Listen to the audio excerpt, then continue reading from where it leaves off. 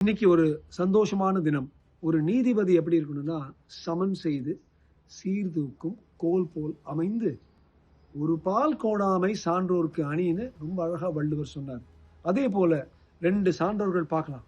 ஒண்ணு நீதிபதி ஜெயச்சந்திரன் ஐயா, இன்னொன்னு நீதிபதி ராமகிருஷ்ணன் ஐயா.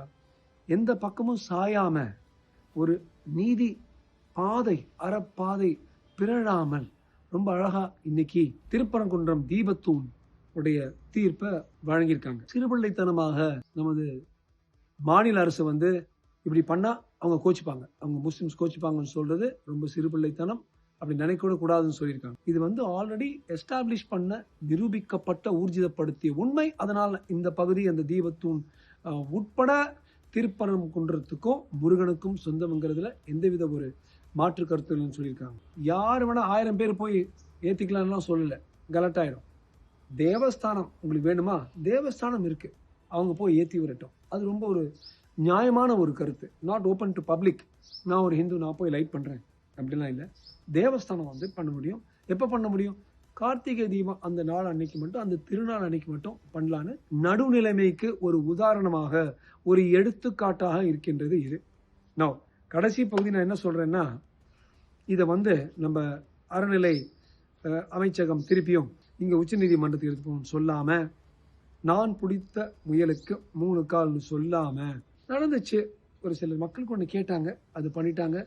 நமது இஸ்லாமிய சகோதரர்கள் கொஞ்சம் கூட ஒரு எந்தவித எதிர்பார்ப்பும் தெரிவிக்கலங்கிறத அவங்களுக்கு ஒரு கங்க்ராச்சுலேஷன் சொல்லி கும்பிடு சொல்லி, இப்படி இருக்கணும், அறநிலைத்துறையுடைய மூக்கு உடைய போதுன்னு சொல்றேன். கடைசி பாயிண்ட், இந்த ஜட்ஜ்மெண்ட்ல அவங்க எழுதியிருக்காங்க, நீதிபதி ஐயாக்கள், நீதி அரசர்கள் ஜெயச்சந்திரன் ஐயாவும் ராமகிருஷ்ணன் ஐயாவும் இதே வாய்ப்பை பயன்படுத்தி இந்துஸையும் இஸ்லாமியர்களும் சேர்த்திருக்கலாமே. இந்த சர்க்கார் நாங்க பண்றாங்க, உங்களுக்கு ஆட்சேபம் இருக்கா? இல்ல, இவங்க பண்றாங்க தர்கா, ஆட்சேபம் சேர்ந்து ஒன்னா கூடி வாழுங்க பாரத விலாசம் சொல்றதுக்கு பதிலாக இதை பயன்படுத்தி ஒரு பிரிவினைவாத அரசியல் செய்யறாங்க. அது நல்லதில்லை. எனக்கு அவங்க சொல்லியிருக்காங்க. இது நான் பலமுறை நான் சொல்லியிருக்கேன், 100 பேர் சொல்லியிருப்பாங்க. அதே தான் நீதிபதிகளும் சொல்றாங்க. எங்களுக்கு ரொம்ப சந்தோஷமா இருக்கு. ஸோ எல்லாரும் ஒன்னா கூடி, இந்துஸ் மட்டும் இல்லை, இஸ்லாமியர்கள் மட்டும் இல்லை, கிறிஸ்துவர்கள் மட்டும் இல்லை, நாம ஒன்று கூடி அரசியல் இல்லாம வாழ்வோம். அதுக்கு இந்த நீதிபதிகள் கொடுத்த தீர்வு அதுக்கு ஒரு வழிகாட்டியா இருக்குதுன்னு சொல்லி ஜெய்ஹிந்த் எல்லோரிடம் கூறுகிறேன்.